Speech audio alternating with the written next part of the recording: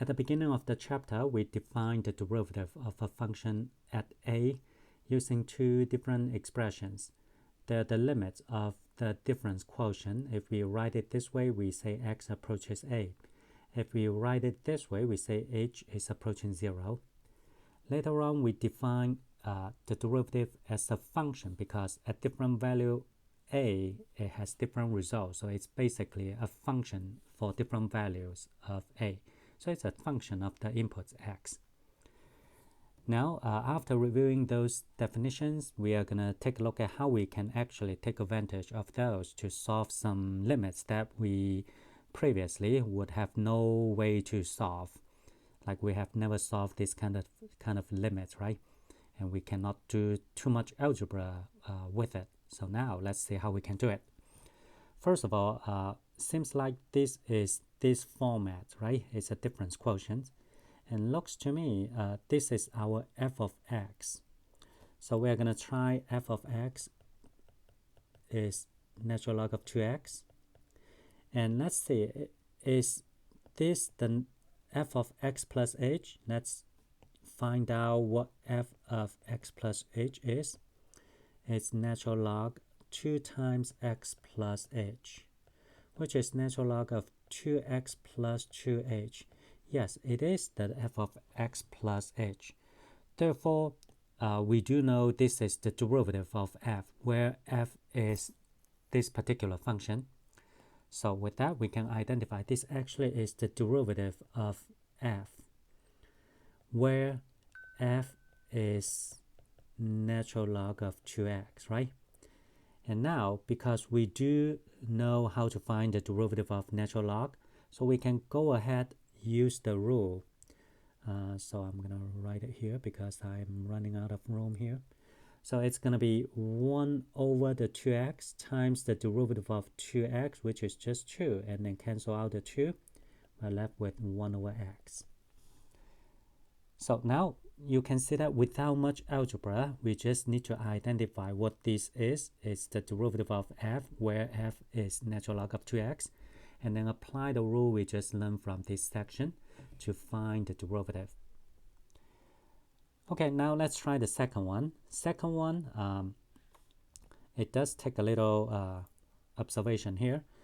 You have to think of this one as 2 to the power 0, right?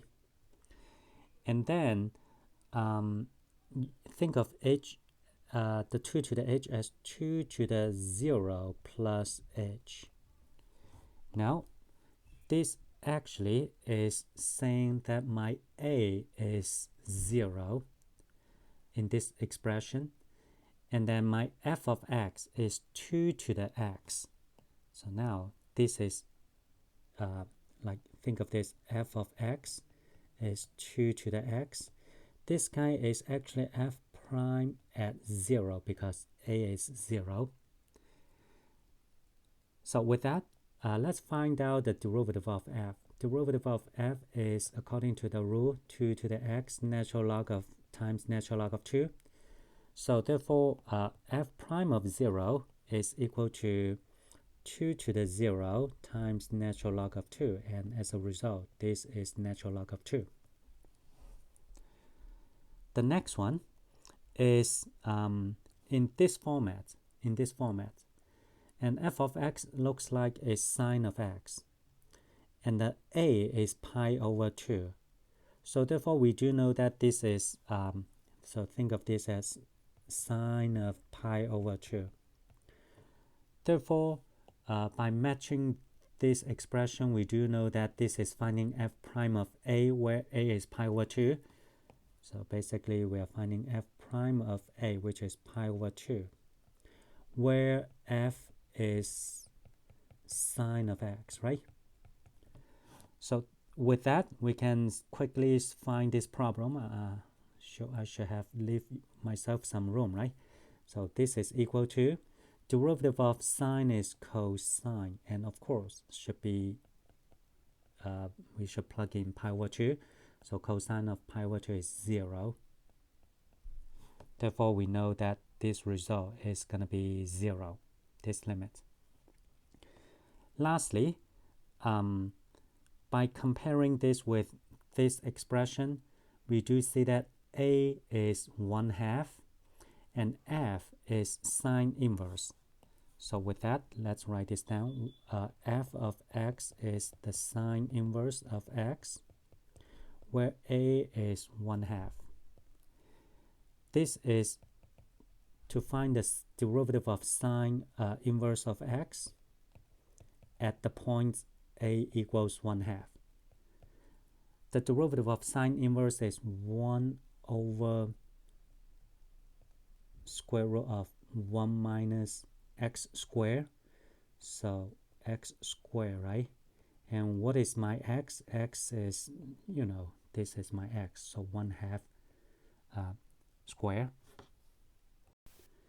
And then this is equal to 1 over square root of 1 minus 1/4.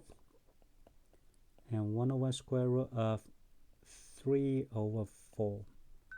And it turns out to be 2 over square root of 3. Or 2 square root of 3 over 3. All right, so this is how we take advantage of like from definition, and then how we use the definition backwards, and then take advantage of the new rules that we learned to quickly find the limits of these difference quotients. Basically, we take advantage of the derivative, the definition of the derivative.